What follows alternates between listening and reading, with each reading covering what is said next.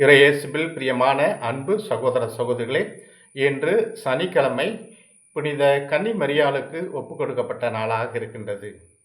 ஒரு 70 வயது முதியவர் சிறுநீரக பிரச்சனையினால் அவதிப்பட்டார். தமிழில் சொல்லுவாங்க, ஆத்திரத்தை அடக்கினாலும் அதனை அடக்க முடியாது என்று சொல்லுவார்கள். இதனால் அவர் அவதிப்பட்டார். அடிக்கடி அவர் எழுந்து தன்னுடைய அந்த வேலையை கழிப்பதற்காக அநேக நேரம் செலவழிப்பது உண்டு. ஆனால் அதே சமயத்தில் அவர் மாதாவின் மீது பக்தியுடையவராக இருந்திருக்கின்றார். தினமும் ஜெபிப்பார், ஜெபமாலை சொல்லுவார், அன்னையின் மீது பற்றுதல் கொண்டவராக இருக்கின்றார். அப்படிப்பட்டவருக்கு சரி, அறுவை சிகிச்சை செய்தால்தான் அது சரியாகும் என்று சொல்கின்றார்கள். சரி என்று ஒத்துக்கொண்டு அந்த ஆப்ரேஷன் நடக்கின்றது, அறுவை சிகிச்சை நடக்கின்றது. முடிந்த பிறகு அவர் பூரணமாக குணமடைகின்றார்.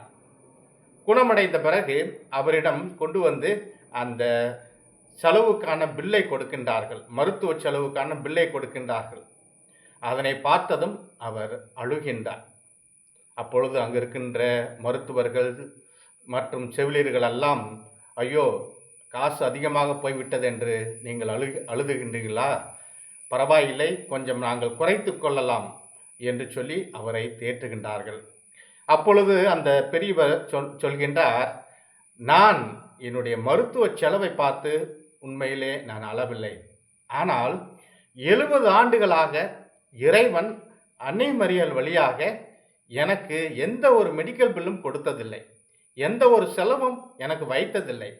இத்தனை ஆண்டுகள் எனக்கு நல்ல உடல் சுகத்தை கொடுத்து என்னை ஆசீர்வதித்து என்னை பராமரித்திருக்கின்றார். அதற்காக அதனை நினைத்து நான் ஆனந்த கண்ணீர் வடிக்கின்றேன், பெருமைப்படுகின்றேன்.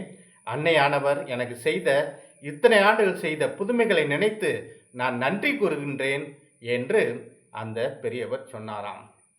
இயேசுவில் பிரியமான சகோதர சகோதரிகளே, நம்முடைய வாழ்க்கையிலும் நாம் அன்னை மரியாளின் வழியாக எத்தனையோ புதுமைகளை நாம் பெற்றிருக்கின்றோம். அவற்றுக்கெல்லாம் நாம் நன்றி சொல்லக்கூடிய மக்களாக இருக்க வேண்டும். இப்பொழுது எண்ணின் திருத்தலத்தை நோக்கி எத்தனையோ மக்கள் நடைபயணமாக செல்ல இருக்கின்றார்கள், அல்லது பேருந்திலே செல்ல இருக்கின்றார்கள், ரயிலிலே செல்ல இருக்கின்றார்கள்.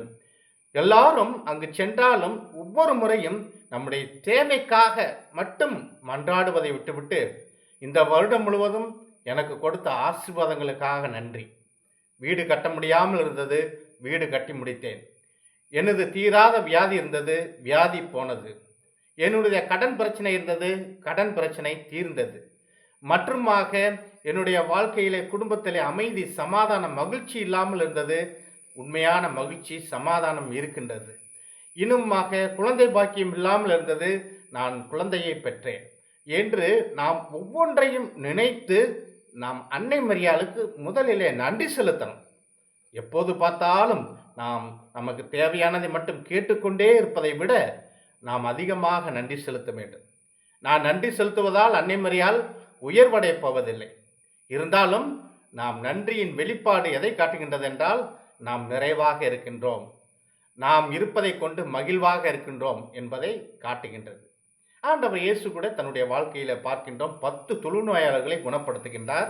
அதிலே 9 பேர் வரவில்லை, ஒருவன் மட்டும் வந்து அங்கு நன்றி செலுத்துகின்ற பொழுது மற்ற 9 பேர் எங்கே என்று கேட்கின்றார். ஆக நன்றியுள்ள உள்ளத்தை, இதயத்தை ஆண்டவர் இயேசு விரும்புகின்றார். இன்று நாம் நமக்கு கிடைத்த எல்லா நலன்களுக்கும், ஆசீர்வாதங்களுக்கும், எத்தனையோ பேருக்கு கிடைக்காத, குடும்பத்திற்கு கிடைக்கிற ஆசீர்வாதம் நமக்கு கிடைத்திருக்கின்றது. நம்முடைய தனிப்பட்ட வாழ்வு கிடைத்திருக்கின்றது. நல்ல உடல் சுகத்தை கொடுத்திருக்கின்றார், நல்ல உறவுகளை கொடுத்திருக்கின்றார். எத்தனை மக்கள் முதியோர் இல்லத்திலே தனிமையிலே வாடுகின்றார்கள். எத்தனை மக்கள் செய்யாத குற்றத்திற்காக ஜெயிலிலே அவதிப்படுகின்றார்கள். எத்தனை மக்கள் ஐசியூ வார்டிலே அல்லது தீராத வியாதியினால் படுத்த படுக்கையாக ஆஸ்பத்திரியிலே தங்களுடைய நேரத்தை அங்கு செலவு செய்து கொண்டு இருக்கின்றார்கள். ஆனால் இவற்றெல்லாம் நமக்கு கொடுக்காமல் நல்ல உடல் சுகத்தை, ஒரு ஆரோக்கியமான நலனை கொடுத்து ஆண்டவர் அன்னை மரியாள் வழியாக ஆசீர்வதித்து கொண்டிருக்கின்றார் என்றால் நாம் நன்றியுள்ள மக்களாக இருக்க வேண்டும். நன்றி செலுத்தணும், அன்னைக்கு நன்றி செலுத்தணும், ஆண்டவருக்கு நன்றி செலுத்தணும். இரண்டாவதாக பார்த்தோம் என்றால் மற்றவர்களுக்கும் நான் நன்றி செலுத்தணும். நம்முடைய வாழ்க்கையின் இந்த அளவுக்கு உயர்வுக்கு காரணமாக இருந்த மக்கள், எத்தனையோ பேர் இருக்கின்றார்கள். நம்முடைய பெற்றோர்கள், உற்றார் உறவினர்கள், நம்முடைய நண்பர்கள், உடன் பிறந்தவர்கள், அல்லது என்னுடைய மாமியார், அல்லது என்னுடைய மருமகள் எவ்வளவோ எனக்கு உதவி செய்திருக்கின்றார் என்று சொல்லி அவர்களுக்கெல்லாம் நன்றியை செலுத்தணும். நன்றி செலுத்தலைனாலும் பரவாயில்லை, பாராட்டணும். இன்னைக்கு வைத்திருக்கின்ற மீன் குழம்பு நன்றாக இருக்கின்றது என்று மருமகளையோ அல்லது கணவன் மனைவியையோ பாராட்டுகின்ற பொழுது அது ஒரு நன்றியின் வெளிப்பாடாக இருக்கின்றது. எதற்கு அடுத்தாலும் குறை சொல்லிக்கொண்டே இருந்தால் குடும்பத்தில் நிம்மதி இருக்கின்றார். குறையெல்லாம் கண்டும் காணாமல் நிறைவை மட்டும், நல்லதை மட்டும் பார்க்கக்கூடிய ஒரு மனநிலை வர வேண்டுமென்றால் ஒரு நன்றி உள்ளம் கொண்ட மக்களுக்குத்தான் அப்படிப்பட்ட ஒரு எண்ணம் வரும், ஒரு செயல்பாடுகள் வரும். ஆகவே இன்றைய நாளிலே சனிக்கிழமையிலே நாம் அன்னை மரியாளை நோக்கி நாம் செபிப்போம். அன்னை மரியாள் எப்பொழுதும் இறைவனின் திருவுளத்தை நாடி இறைவனுக்கு நன்றி செலுத்தக்கூடிய ஒரு தாயாக இருந்திருக்கின்றார். எவ்வளவு துன்பங்கள், கஷ்டங்கள், வேதனைகள் எல்லாவற்றிலும் அவர் இறைவனை மைமைப்படுத்தினார், இறைவனை போற்றினார்.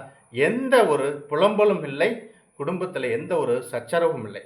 அத்தகைய அன்னை மரியாளை பற்றி கொண்டு அவரை போல நாமும் வாழவும், எல்லோருக்கும் நாம் நன்றியுள்ள கொண்ட மக்களாக வாழவும், எல்லாவற்றுக்கும் மேலாக இறைவன் நமக்கு செய்யக்கூடிய ஒவ்வொரு சிறிய செயலுக்கும் நாம் நன்றி, தேங்க்யூ ஜீசஸ், நன்றி ஆண்டவரே என்று சொல்லக்கூடிய நல்ல மனம் வர இந்த நாளிலே சிறப்பாக மன்றாடுவோம். அன்னை மரியாளின் அருளும் ஆசீரும் பரிந்துரையும் இந்த நாளிலே உங்களுக்கும் உங்கள் குடும்பத்திற்கும் நிறைவாக கிடைப்பதாக. ஆமேன்.